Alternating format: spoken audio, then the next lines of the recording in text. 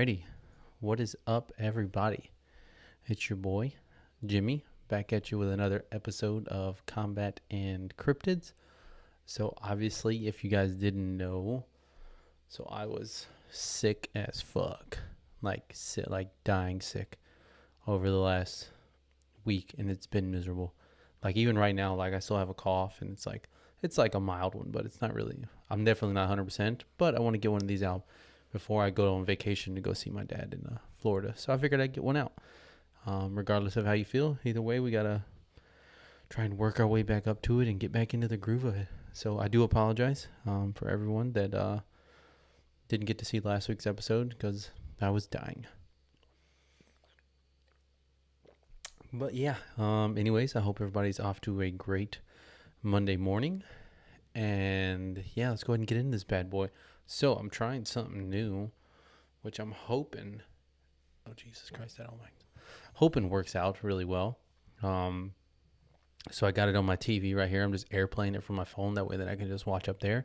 They don't have to have the paper anymore. Well, I got a paper for one because I printed it out because it was fucking pretty creepy. I stumbled upon it and I thought it'd be worth sharing it. So this week's episode, which I really like this, I guess we'll just this subject or these scenarios and stuff. So I figured I'd go ahead and talk about it again. Why not? I mean, it was pretty crazy the last ones I stumbled upon. So I found 12 more. So it's the 12 people tell terrifying encounters with Navajo Skinwalkers. And basically from there it goes, the Yelnan douche is watching me. So my grandmother on my mother's side has always been very superstitious, for lack of better words. She's not religious, but she does believe in a lot of paranormal stuff. Her mother was full-blooded Navajo and her father was Irish. Either way, she'd never been anywhere east of Montana, and she grew up in Nevada. One year when I was in grade school, we went to visit her. Most of the visit was pretty uneventful. Typical boring old people stuff, except she always kept her curtains drawn shut. Would always peek out the window, and when someone asked what she was doing, she would simply reply, "The Yelnal douchey is watching me." This went on for nearly the entire visit, until a few days before we were due to leave. My grandma and my then baby brother, he's 19 now, were in the front yard that evening planting flowers when all of a sudden, my grandmother started shouting, "Insert little brother's name here. Get away from me. Get away from that creature. It's not safe." Of course, being in Nevada, we all assumed that my brother had found a scorpion or a rattlesnake, so we all ran outside to see my grandmother clutching my little brother and shaking in terror against the side of the house. Standing out in the yard was a large, black, Great Dane-sized dog. It was staring at my grandmother with an intensity I'd never seen before. It looked up at us, gave us a little huff, and bounded off. I don't remember if it moved unusually fast or not, but do remember it had deep yellow eyes. When my grandmother asked what happened, she kept repeating, "The yellow douchey has found me." She moved a couple weeks after that.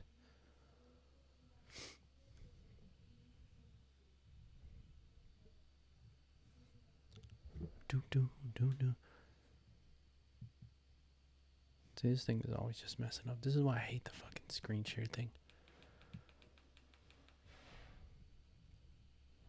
No, oh well, looks like we're just reading out the phone now. I guess that's just the way it's gonna go. Alright, so on the res alone at night, my uncle and cousin saw a large deer on the side of the road. When they got closer, it hopped over the fence like a bipedal man. One time driving back from Gallup, my dad saw an old Navajo woman walking on the side of the road. When he slowed down to offer a ride, she took him off into the plains quickly with inhuman speed. Once when I was a kid, my family was at my aunt's house, which is in a rural secluded area, when we were toyed with by a few entities. They would make animal noises, and when we looked to the direction from which the noises were coming from, they would turn a flashlight on and off.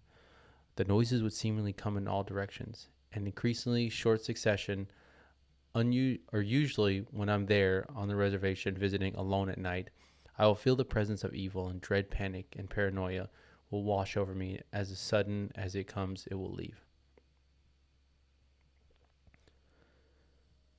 It moved like a toy rocking horse. My uncle is Mexican and Native American. This happened in Mojave Desert in Southern California. He was driving around with his girlfriend late at night, and they saw something that looked like a huge black dog on the side of the road. He slowed down, and the dog began crossing the road. Instead of walking like a normal dog would, this thing moved like a toy rocking horse. He said it stopped in the middle of the road and stared right at them. Its eyes had red glow. My uncle is the most badass person I know, and it scared the crap out of him.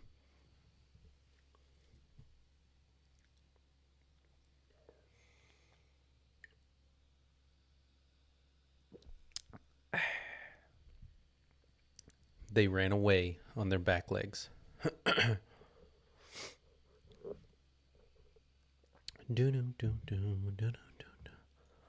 Let's see how this works out. So this happened about 12 years ago. My family owns a farm in the heart of Indian reservation.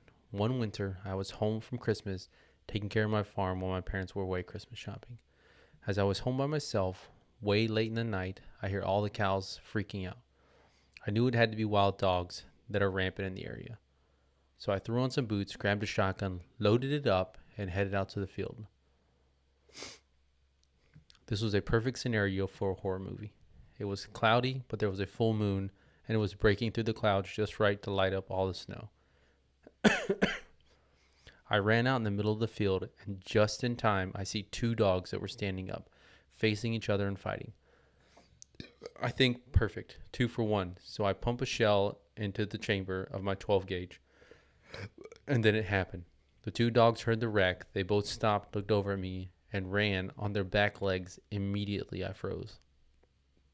And every ghost story about skinwalkers and all the other native legends I grew up with flew through my mind. Keep in mind, I'm a white guy, and until then, these were all just boogeyman stories that the Native American kids would tell to scare us. That night, they became real for me. It had a dog's body, but with human hands and feet. I was spending a month with my cousins at my grandma's house. It was August, and my cousins' ages ranged from 10 to 15, and I was the oldest, being 15. I was staying with a 10, 13, and 14-year-old. We stayed up telling scary stories often, but one night, a few weeks in, we decided to make a campfire out back. My grandma's house is a rural suburb.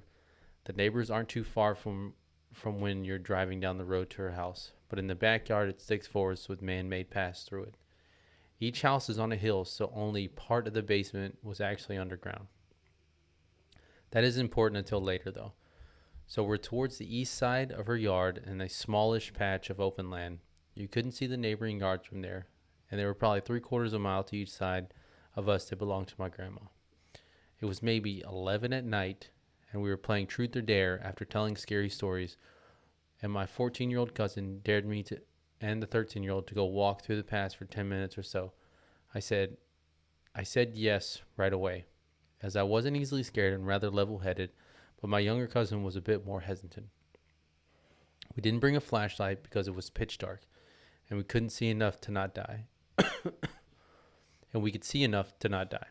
We were walking through the pass for about 5 minutes and could barely see the fire through the trees.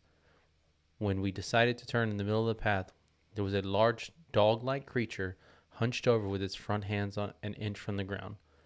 What I remember most was how its eyes were so fucking bright white, and it was a humanoid dog shape with a human-like head, but had a dog-like body, but human hands and feet. It looked right at us, and I know I was paralyzed with fear as it dashed away the opposite way from us towards the creek, then ran through the yard. Eventually, my cousin and I screamed bloody effing murder, and the other cousins and my grandma ran to us. I don't understand much here because I was really disorientated and I couldn't think properly. But I did wake up in my bed, so I assumed that I was probably up. I assumed that I was brought up to the house. All the kids slept in the basement in the big room with sliding glass doors to the outside. As the room was on the side that wasn't underground, my bed was pressed against a big glass window.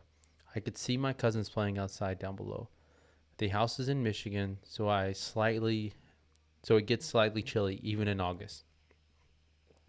And there was a slight breeze, so I put on a jacket and ran to join them outside, skipping breakfast, not wanting to miss out on anything fun. When I go down, I could tell they weren't playing, but rather running to get my grandma. Her dogs, both of them were dead. Ripped up that night. We went to wait, what? Her dogs, both of them were dead, ripped up. Period. That night we went to bed early. I woke up at maybe 2 in the morning because I felt something hit my head. My cousins were all sitting on the double bed opposite me on the other side of the room. There was one bunk bed and two double beds. The double beds for me and my 14-year-old cousin. They were being quiet and staring at me. The 13-year-old nodded his head towards the window. I froze. They all looked afraid. I turned my head slightly to the side.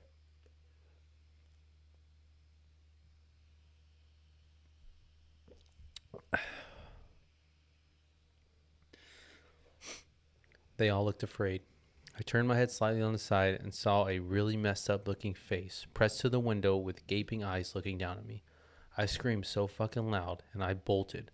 My grandma called the police, and after I told her what happened, they found nothing. I went home after that, and I've never been there during the night again.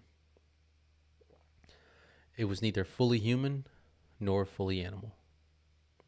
In July 2014 or 2004, near Gallup, New Mexico, I had my first and only encounter with Skinwalkers before. Before this, I used to say, I'll believe it when I see it. Well, I'm a believer now. What I saw was not full human nor full animal. I was moving and had just completed the cleaning, was with my 10-year-old son. We called it a night and we headed to our new place. As we walked out the front door, I saw a figure move from behind my neighbor's car to a nearby tree that stood between our apartments. It didn't have red glowing eyes, snarling teeth, or a rotten smell. It did move quickly, but not quick enough to avoid the light. From a nearby light post and the porch light, it didn't look at me or come towards me. It moved as if it was trying to avoid being seen. It was within 15 feet of it, but it didn't look back to fully inspect. What I saw was a wolf-like animal that sort of resembled the beast in Beauty and the Beast. Just not cartoonish. It had brown fur that completely covered it. Wasn't a pelt. It wasn't a very large wolf. Didn't have any human traits except that it walked on two hind legs. It cowered behind the trees as we got into our vehicle. When we got in, I asked my son, "Did you see that?" Thankfully, he hadn't. My brother-in-law insists that it wasn't a skinwalker because I would have never seen it to this day. I can picture what it looked like. Know they exist and pray I never encounter one again. The Grove. This didn't happen to me, but a very close friend of mine. I've heard a lot about coyotes and skinwalkers and had weird experiences or two with coyotes. Creepiest was waking up to my sleeping bag being surrounded in paw prints without even hearing them during the night, but never anything paranormal so to speak of. Patrick's story, however, kept me from going back to my favorite backcountry secret stash. He was leaving the area one morning, had been camping there a couple of days, and said there was a coyote that always seemed to be close by, like in his peripheral vision, but never overt. He loaded up his truck and started to drive down the washout in the fire road. At the end of the wash, he could see the coyotes following him. When he pulled onto the road, it was like running next to him. Now he was freaked out, so he sped up. He was going 35 miles an hour or so, and it was running along beside him. Definitely not possible when he looked back. The coyote was running on two legs and was wearing what Patrick said looked like buckskin pants. An instant later, it was a person wearing a coyote fur keeping pace with the truck. When he looked again, it was gone. We never went back to the Grove after that. It was like it knew we knew what it really was.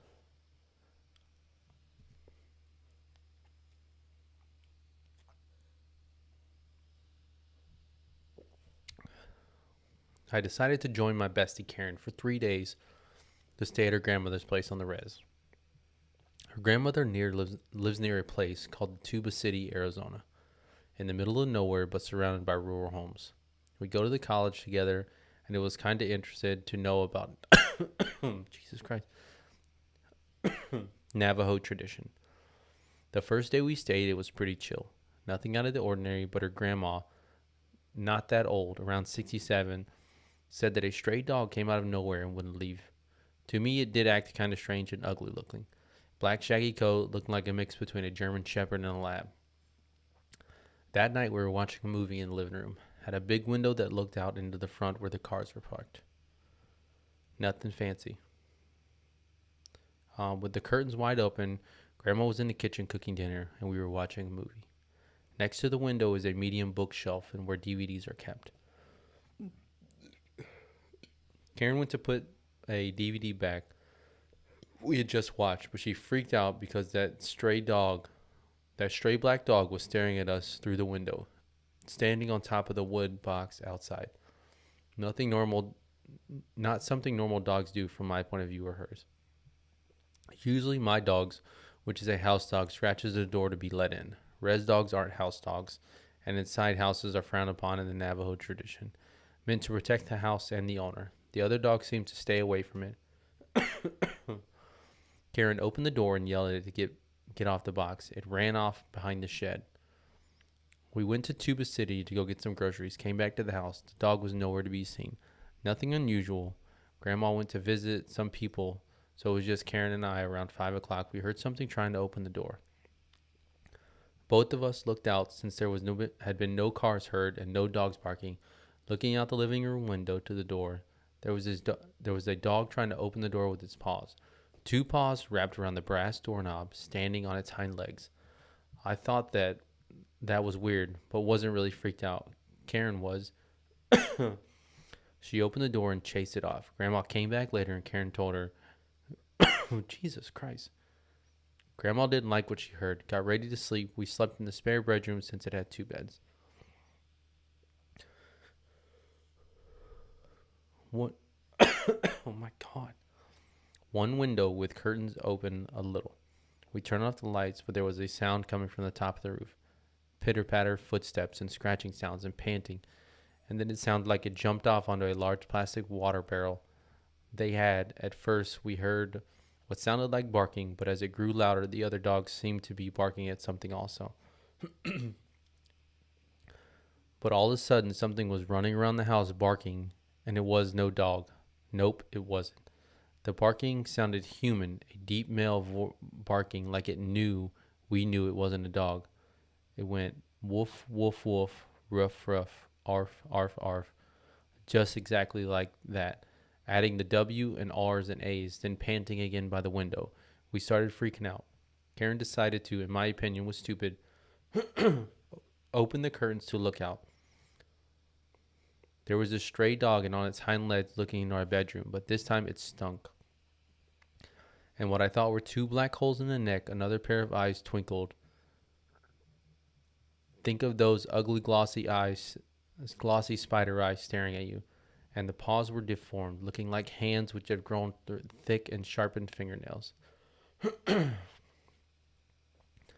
Again, both screaming and shutting the curtains closed, Grandma came running through the door and seeing it.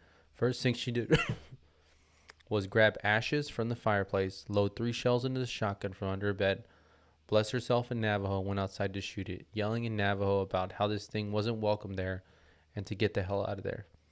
For it go to linger somewhere else. Then, both being traditional, the next day after the call, they call a medicine man to come over and put cedar in. He prayed over everyone in cedar smoke and eagle feather, blessed the place, made us eat a bitter herbs called eagle's gull or something, gave me an arrowhead. Apparently, I needed to carry one for protection, a little pouch called corn pollen. Seems to work pretty well. The medicine man said that the dog was a skinwalker, which is a Navajo as a long word. I call them Yoshis. The body of stray dogs, which was killed by skinwalkers, made an illusion, so we know it wasn't a real dog. Yes, also the Yoshis tend to harm people using some sort of human bone straw to spit at someone. Think spitballs only deadlier, and get human bones into them. Doctors can't detect it, but the medicine man that day pulled a piece of human skull out of my grandma's right shoulder, pretty big, about 2 inches long and 1 centimeter thick. It was really because we watched him pull it out of her that was intense. Jesus Christ. That was pretty intense. Well, it said 12, but it only gave us 8. So, that was pretty crazy as fuck. So, we'll go with that one. And then we will end with this one. So this one I thought was pretty crazy. I think I read the majority of it, but this one's like an actual no shit like encounter of somebody like retelling a story that they had. So we'll go over this one now. And it goes: a terrifying skinwalker encounter in the Desolation Canyon of Utah. There was really no other way to describe what we woke up to. Wait, what? There is really no way to describe what we woke up to other than breathtaking. The sun was just starting to hit the tops of the sheer cliffs that surround us. We made our way down to the Green River that day before embarking on a 6-day rafting trip through Desolation Canyon in Utah. The remoteness of this canyon is what truly makes it appealing. This is one of the places rumored to be where Butch Cassidy and his outlaws would hide out from the law. We had set our camp up on a sandbar, and having some breakfast, we began to load up our gear on our raft, eager to take it down the river. This was a trip me and my best friend Derek have been planning for over a year now. We were anticipating an epic week of fishing, camping, and exploring. This was going to be one of the most memorable experiences of our lives. Unfortunately, unbeknownst to us at the time, for a far sinister reasons, there were only 2 of us, myself and Derek. We set off through the canyons, drinking beer and fishing here and there, with no luck. The day grew longer as nighttime was closing in on us. We sort of lost track of time, submerged in the beauty of the place. When we realized the sun was starting to go down, we kept a sharp eye for a place to camp for the night.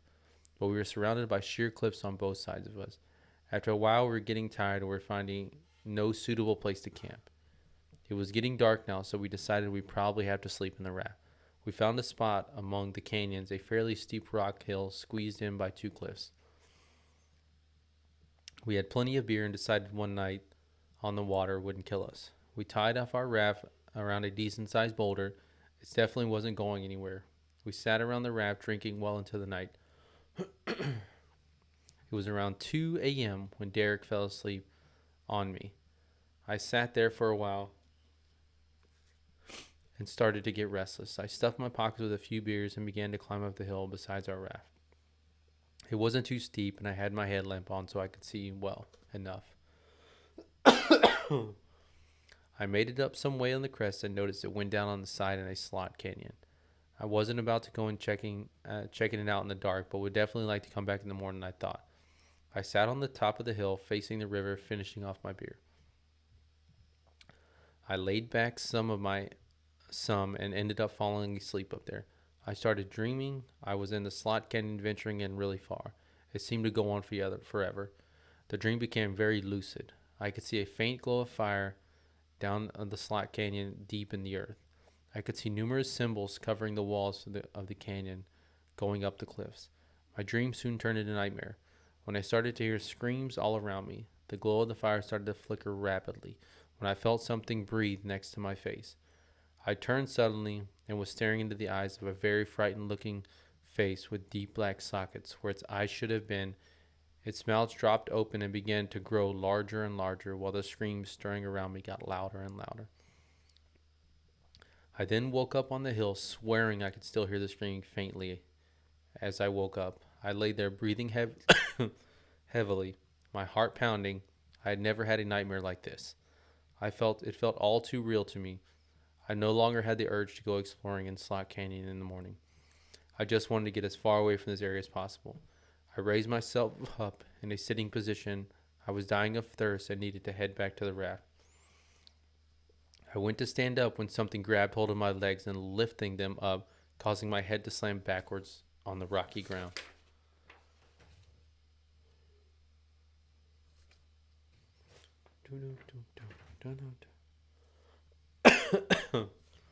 This scared the bejesus out of me, and I contorted my body back and forth with such convulsive force the presence around me seemed to dissipate. I was now in the mouth of the canyon when I saw a silhouette of a man standing on top of the hill. It was Derek. I tried to scream. As soon as I did, the presence covered my mouth and before you knew it, I was on my back, being dragged down the canyon. Now I was physically drained and couldn't fight this any longer. I was losing hope when I felt something grab both of my arms. Derek had a hold of me, pulling me back up the slot canyon. All at once, the presence left me, and I heard Derek scream as he went flying backwards. Whatever this was had pushed Derek off me. I looked up and saw a dark floating form of what looked like smoke come floating past us until it paused right in front of me, and then it took the shape of a man. He was very tall and slender, with long gray hair that seemed to cover his entire body. He also had large glowing white eyes that sent waves of terror down my spine when I saw them. I then heard the sounds like bone cracking as this man transformed before my eyes into a large fur-covered beast. It had the head and the torso of a wolf. The rest of it looked eerily human. It was almost as wide as the slot canyon itself. I couldn't believe my eyes. I stared at this thing in total shock when it lunged at me and began to claw and bit into my legs. I turned over on my stomach and began to scream and kick as hard as I could. But this thing wasn't letting go. It was going to eat me alive, and I couldn't do anything about it. I could feel its teeth sink into my flesh. It seemed to attack me more ferociously when it tasted my blood. I screamed and cried out to Derek for help when I heard the gunshot. The beast let out a terrifying yelp and turned around and disappearing into the canyon as it fled. Derek grabbed a hold of me and told me we had to hurry. He helped me down the hill to the raft. I was limping the whole way. We had just made it to the raft when both of us started to hear terrifying screams echo around all of us in the canyons. They were wild sounding and sounded more like cries and screams of pain. We scrambled in the boat quickly, and Derek pushed us off away from the hill to the middle of the river. We both paddled on our way down to the river through the canyon of darkness. We could barely make out ripples in the water from the moonlight. The screams were heard, only intensified as we... It was a kid that just ran by the window. Jesus Christ. The screams were only heard, only intensified as we wound our way through the canyons. I used my headlamp to make sure we weren't paddling back towards the bank when I saw the shadow on the cliff walls. There were hundreds of them moving all around us. I hurried and turned off my lamp, afraid that it might attract them. I asked Derek if he saw them. He was silent but finally spoke up. "Yeah, man, let's keep going." I could hear the terror in his voice. I felt it too. Deep inside myself, I had a feeling we were both going to die that night, and in a bad way. Soon the screams died down until they were barely audible. The shadows were gone as the sun was starting to illuminate the landscape. We sat there quietly, not saying a word as we floated down the river in our raft. I thought we were actually going to survive this when Derek grabbed hold of my hand and squeezed it hard, his voice quivering as he started to paddle away from the shores coming up on the left. "Look," he said. I looked over at the shoreline and saw her. A woman with hair covering her face and going down to her knees. She was standing there a few feet in the water. She seemed to be completely naked. Both of her arms were raised in front of her in the shape of a Y. She hasn't moved at all. She was slowly rowed past her from the other side of the river. "We aren't stopping here," Derek said. "That's not normal." She was about to disappear from view when I looked back at her briefly. Her head turned into my direction. I heard her screams, as if she was right beside me. This caught me completely off guard as I fell backwards into the water. I waved my arms around, splashing water everywhere like a madman, thinking I was surely going to drown by this woman, when Derek grabbed me and pulled me onto the raft. At this point, we felt relatively safe, as we hadn't seen or heard anything since the woman standing in the river. The people in the group helped us and got us a ride out of there to the hospital to treat my leg. We didn't mention anything that happened to us besides being attacked by some kind of wild animal. I don't believe I don't, I don't believe anybody would have actually believed us if we did tell them. The terror didn't end that day though. A few months after the whole experience, I started to have more lucid dreams about the Slot Canyon and the Wolfman creature. I had even had dreams about the woman. Uh,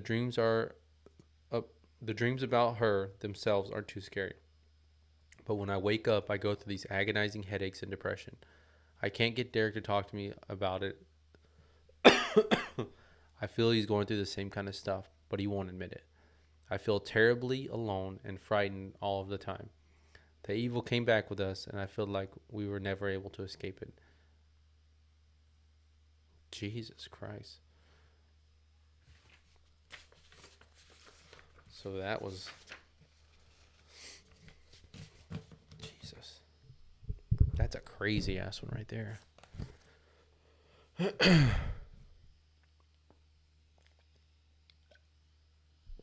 And that's probably the worst part about these Skinwalker ones is they're so terrifying because like they bring on like hallucinations, you know? Like that's the worst part about these things is no matter what kind of mindset you're in or what kind of state of mind you're in, whatever it is, there's always something weird that always goes along with these damn things that just makes you think like it just makes you think like, damn, these things are fucked up. That's for damn sure. But so yeah. But other than that, oh Jesus Christ, yeah, I can't fucking talk that long. Jesus Christ, I can't make this that long. Otherwise, it's gonna be like 300. It's gonna be fucking 30 minutes of me just coughing. But let's see what we can get with this one. So let's see. I don't think I did this one. It's Freaks in the Woods. So 17 true stories of scary encounters deep in the forest. I don't know if I did that. I mean, I'll just read. I guess I'll read. I'll read some of them. Gunshots. No, I don't think. See, these are just short stories too, so I guess we could. Guess we could go over them. Let's see. I'll work on the beach at night. No, I don't think I've read these. So we'll just go with these. These are kind of fucking creepy too. I don't think these are mainly. These are like creepy ass people. I don't even think these are like Skinwalker ones. These are just creepy ass stories. So let's see what we got. So for what felt like forever, it's just me and some stranger in a ski mask looking at each other in the desolate woods in the middle of winter at 3 a.m. My cousins live in North Dakota. And I spent the winter break with them freshman year in college. We were at the friend's house one night drinking in her basement with some other girls. It was really late, like 3 a.m. I was falling asleep, so I decided to walk home. Yeah, okay. They live in a desolate area with lots of snow and it gets really cold, especially at night. But the houses weren't too far apart, and when the moon is out, it seems light. Shit, I can't even fucking read this one. This one's got some stupid little fucking thing over it. So, oh well, we'll miss that part, I guess. So I laughed out loud for some reason, just from shock or something. So there's basically some guy that popped up in the woods with her, like wearing a ski mask, obviously. And gave him a little wave, like, "Oh, you startled me, sorry," kind of thing. He just stood there and stared at me. I thought he was going to say something for a second, so I stopped to just look at him. He had a full ski mask on. I couldn't tell if it was a dude because he was really tall, but he didn't say anything. So far, what felt like forever, it just seemed like some stranger in a ski mask looking at each other in the desolate woods in the middle of the winter at 3 a.m. A huge chill went up my spine and a voice said, "You need to get the fuck out of here right now." I turned and started walking as fast as I could home. I have never been that scared in my life. I was a little drunk, stoned, and very paranoid. I imagine me walking home from the opposite perspective. This man is running up from behind me with an axe, so I literally just screamed and started sprinting as fast as I could all the way home, thinking that this guy could easily follow my tracks in the snow, and I'm going to get murdered. Luckily, I didn't, but I don't think I'll be visiting them anytime soon. In the middle of nowhere, in this remote cabin, someone started knocking the door. Doesn't say anything, just knocks.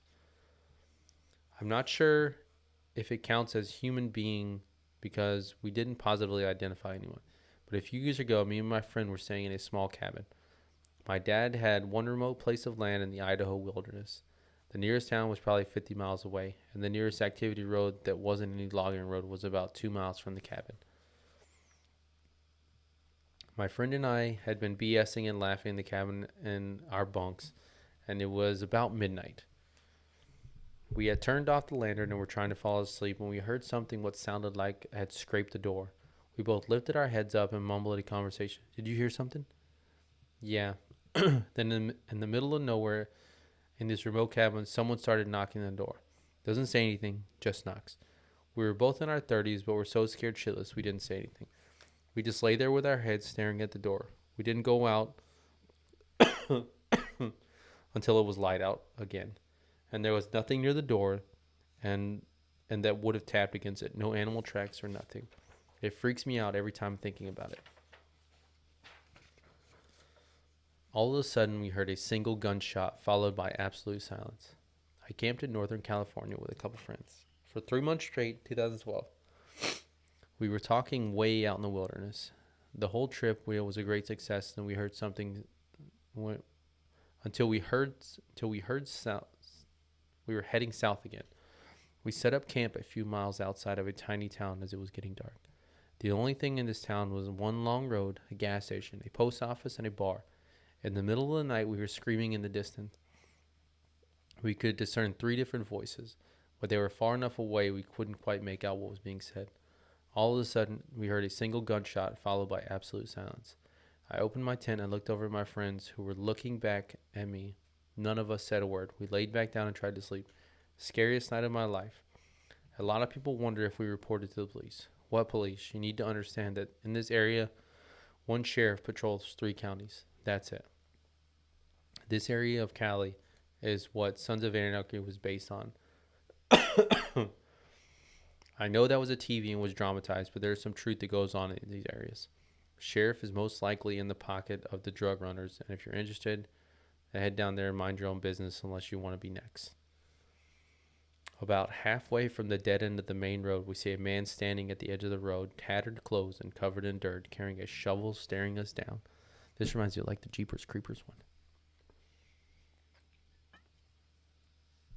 which is a creepy ass fucking movie. I feel late to the party, but this story seems relevant. A friend and I were scoping out an area for hiking because we were both new to the area. It was probably 6 p.m., but pitch black because it was the dead middle of winter when it gets dark around 4 p.m. We drove down a dead-end dirt road to find a trail we had heard about. The road is probably only 2 to 3 miles long. We don't see anything on our way down. We get to the dead end and turn around to head back on the main road. About halfway from the dead end of the main road, we see a man standing at the edge of the road in tattered clothes and covered in dirt, carrying a shovel, staring us down. My friend and I both held our breath until we were back in town and asked each other if we saw the same thing.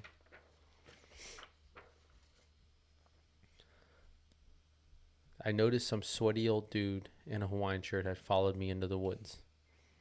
Hiking off the main trail along the river when I noticed some sweatier, older dude in a Hawaiian shirt had followed me into the woods. I pressed on until reaching a steep bank in an impasse and turned to head out past him. I swerved through a cane brake to avoid walking by him, but he still stops to ask, "Hey, looking for a good time?" I said, "Fuck no," and noped the hell out of there.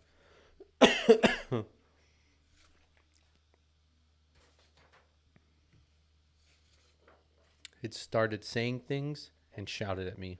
Oh, hell no. I booked it out. I work on the beach at night looking for turtles. Most nights you'll see 1 or 2 people with a flashlight or a couple up towards the dune trying to not to be seen. And most times the moon or the sky glow is bright enough that you can see at least 20 feet in front of you. But one night it had just rained, so no one was out of the moon was covered. So no one was out and the moon was covered. God damn.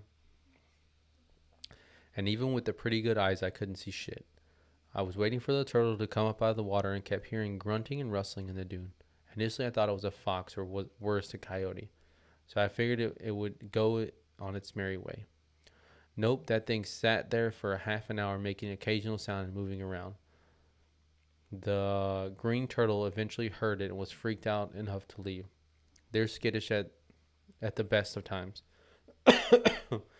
By this time, I was by the water and started walking away to go find another turtle, and the sounds followed me. Only this time it started saying things and shouting at me. Oh hell no, I booked it. Unfortunately, my vehicle was back the way I had come. I waited on the other end of the beach for 2 hours and decided it would probably be okay to walk back. When I get back to the spot, a drunk guy is passed out on the paths of cans leading back into the dune.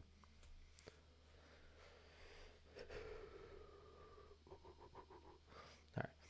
Dude is fumbling around and it's scary as hell because in the middle of darkness, in the middle of nowhere. A trail I like backpacking is isolated in an isolated area in Pennsylvania was the setting for the odd encounter. The trail had a short section that goes over the cabin property and continues on the other side of the yard. It's marked with an orange blaze so that you can see where to go. Usually it's an empty cabin. I always do some peering inside since it's a pretty secluded spot. Probably 4 or 5 miles from Major Road. One time I was hiking through the woods. There was a large dude grilling outside, about 15 Bud Light cans on the ground around him. I distinctly remember him saying, "Keep it moving, no food here," which I thought was funny since I didn't say anything about needing food. Fast forward the following year, I decided to take my sister, my wife, and her best friend on this trip. Take us through this very spot. As we're walking up, I see the dude is there again, which is odd since I've hiked this trail 100 times and think it's only twice I've seen him. He is grilling again, beer cans everywhere. I see him start to give us keep it moving signal until he sees who I am with. Now the girls I'm traveling with are attracted, so I'm nervous all of a sudden. He asks us to stay for dinner, says he has plenty of extra food. I tell him no, we are good, just keep enjoying the trail away from the comforts of home. He gets weirdly pushy about us staying and firmly says, no thanks, or what the fuck? I said no, set up camp. I'm nervous the whole time thinking this drunk dude knows where these 3 winter camping tents near the cabin. I never get nervous around folk I see on the trail because everyone is usually very nice and wonderful to talk to. This guy just felt off to me though. Fast forward in the middle of the night. Oh my God, I'm done after this one. I hear someone outside on the trail outside the tent. I'm just praying it's a bear at this point. But I hear the dude mumbling to himself, and I panic. I hear him now in the camp. He's going through our shit and piss drunk. Fuck. Okay, I think I realize I have to blow a horn on my pack. I used to trail on the trail to scare animals off, should I encounter any. So I unzip the tent slowly and roll it out. Dude is fumbling around, is all scary as hell because it's the middle of the night in the darkness and nowhere. I start to run towards him and blow my air horn repeatedly, and it's loud as shit. Everyone in the tent starts screaming. This dude like shits his pants and starts bumbling. And starts bumbling the fuck out of there. Everyone is so shooken up at this point, we pack up that night, hike out of there, for the worst experience I've ever had. So, yeah. I mean, those aren't really got nothing to do with Skinwalkers, but they're just ones that I've had here. I might as well just go over them. But my throat is like, I'm cool, but it's just my voice. Every time I start talking too much, I start coughing.